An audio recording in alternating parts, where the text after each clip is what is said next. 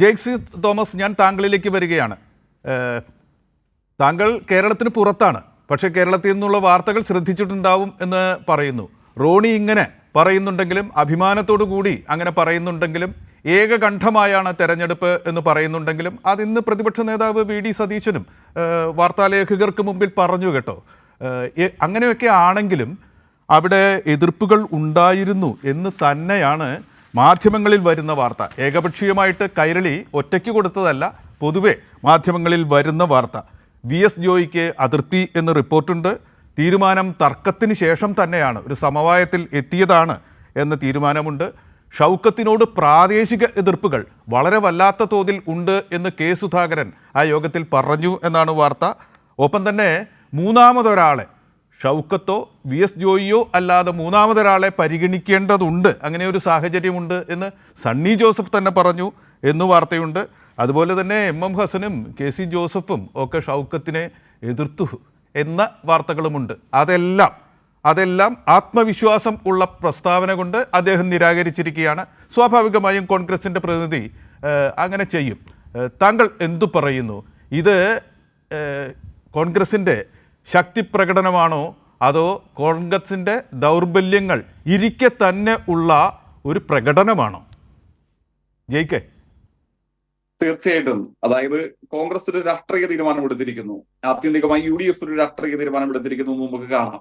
ആ രാഷ്ട്രീയ തീരുമാനത്തെ സംബന്ധിച്ച് അങ്ങ് സൂചിപ്പിച്ചതുപോലെ കേരളത്തിൽ UDF-നെ സംബന്ധിച്ച് എല്ലായ്പ്പോഴും സാധാരണഗതിയിൽ മാധ്യമങ്ങൾ സംപ്രേഷണം ചെയ്യാറുള്ള വാർത്ത ഇടതുപക്ഷ രാഷ്ട്രീയത്തെ സംബന്ധിച്ച് ഉന്നയിക്കുന്ന വാർത്തകൾ പോലെയല്ല എന്നുള്ളത് മാധ്യമ പ്രവർത്തകർക്കും അല്പകാര്യ ഗൗരവത്തോടുകൂടെ ഇത്തരം വിഷയങ്ങൾ നോക്കിക്കാണുന്ന മുഴുവൻ ആളുകൾക്കും അറിയാം.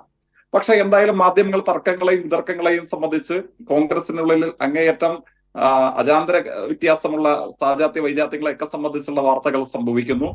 അപ്പോൾ എന്തായാലും കോൺഗ്രസിന്റെ പ്രതിനിധി അതിനോട് പ്രതികരിച്ച് എനിക്ക് ഇഷ്ടപ്പെട്ടു. അദ്ദേഹം എന്തായാലും മുഖ്യമന്ത്രി പണം കൊടുത്ത് വശീകരിച്ച മാധ്യമങ്ങളുടെ കുതന്ത്രമാണ് എന്ന് പ്രതിപക്ഷ നേതാവിനെ അനുസ്മരിപ്പിക്കും വിധം പറഞ്ഞില്ല എന്നുള്ളത് ഒരു ആശ്വാസ്തികരമാണ്. ഇരിക്കട്ടെ. പക്ഷേ നമ്മൾ കാണേണ്ടത് നിലമ്പൂർ ഇത്തരത്തിലൊരു ഉപതെരഞ്ഞെടുപ്പിലേക്ക് പോകുന്നു. ഉപതെരഞ്ഞെടുപ്പിലേക്ക് പോകുന്ന ഒരു ഘട്ടത്തിൽ ഞാൻ ശ്രദ്ധിക്കുകയുണ്ടായി, അല്പ മണിക്കൂറുകൾക്ക് പുറകിൽ പ്രതിപക്ഷ നേതാവിൻ്റെതായി പുറത്തു വന്ന വാർത്താ ദൃശ്യങ്ങളിൽ ഒന്ന് അദ്ദേഹം പറയുന്നു, പാലക്കാട്ടെ ഒരു ഗതികേട് കേരളത്തിലെ ഇടതുപക്ഷത്തിന് ഉണ്ടാകാമോ എന്നുള്ളത് നമുക്ക് കാത്തിരുന്ന് കാണാം. അതായിരുന്നു അദ്ദേഹത്തിന്റെ പ്രതികരണം.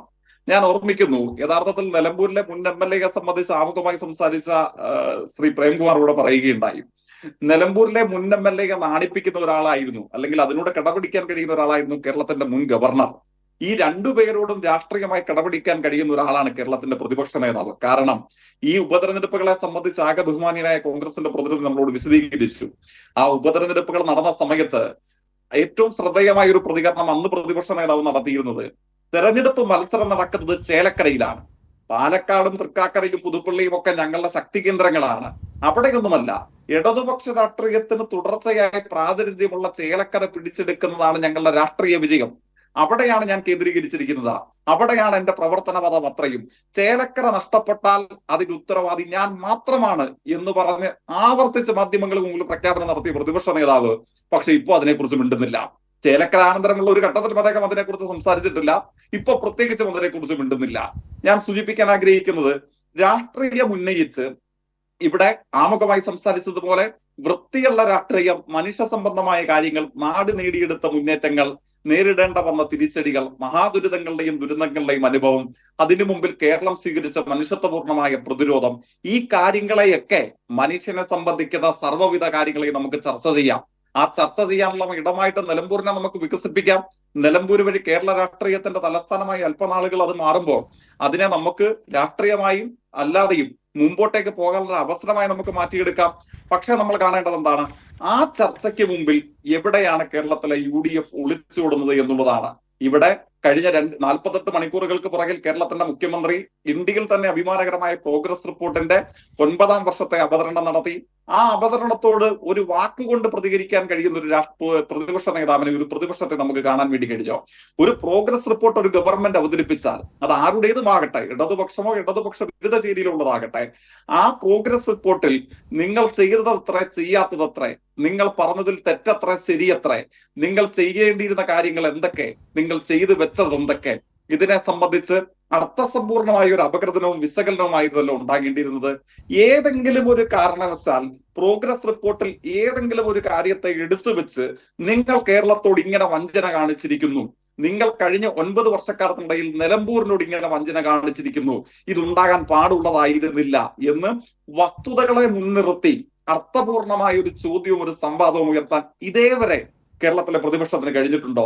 ഇല്ല എന്നുള്ളതാണ് യാഥാർത്ഥ്യം. അവിടെയാണ് അവതാരകൻ ചൂണ്ടിക്കാണിച്ച ചോദ്യത്തിലെ ഏറ്റവും മർമ്മപ്രധാനമായ കാര്യത്തിലേക്ക് മടങ്ങി വരേണ്ടി വരുന്നത്. അവിടെയാണ് അവിടെ ഒരു ചോദ്യം പോലും ഭരണപക്ഷത്തിന് നേരെ ഉതിർക്കാൻ കഴിയാത്ത വിധം അപ്രസക്തരായി അശക്തരായി തമ്മിൽ തല്ലുകൊണ്ട് തകർന്നടിയപ്പെട്ട മറ്റൊരു സംഘമായി കേരളത്തിലെ പ്രതിപക്ഷം മാറിയിരിക്കുന്നു എന്ന യാഥാർത്ഥ്യം അവിടെയാണ് പണം വിടർത്തി നമ്മളെ തുറച്ചു നോക്കുന്നത്. ഞാൻ മറ്റു കാര്യങ്ങളിലേക്ക് പോകുന്നില്ല. അതുകൊണ്ട് ആമുഖമായി ഇവിടെ വിശദീകരിക്കപ്പെട്ടതുപോലെ വൃത്തിയുള്ള രാഷ്ട്രീയം പറഞ്ഞ് ജനങ്ങളുടെ ജീവിതഗന്ധിയായ പ്രശ്നങ്ങളും അതിനോടുള്ള ബദൽ അനുഭവങ്ങളുടെയും കാര്യങ്ങൾ പറഞ്ഞ് നമുക്ക് സംവാദങ്ങളുടെ അടിസ്ഥാനത്തിൽ രാഷ്ട്രീയമായി ഏറ്റുമുട്ടാം.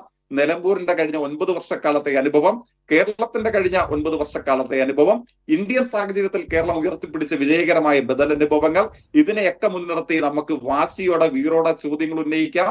ജനങ്ങളുടെ രാഷ്ട്രീയ വേദിക്ക് മുമ്പിൽ കരുത്തുറ്റ ചങ്കുറപ്പോടുകൂടെ രാഷ്ട്രീയമായി തന്നെ നമുക്ക് ചോദ്യങ്ങൾ ഉന്നയിക്കാം, മറുപടികൾ തേടാം. അതാവട്ടെ നിലമ്പൂരിൽ സംഭവിക്കേണ്ടത്.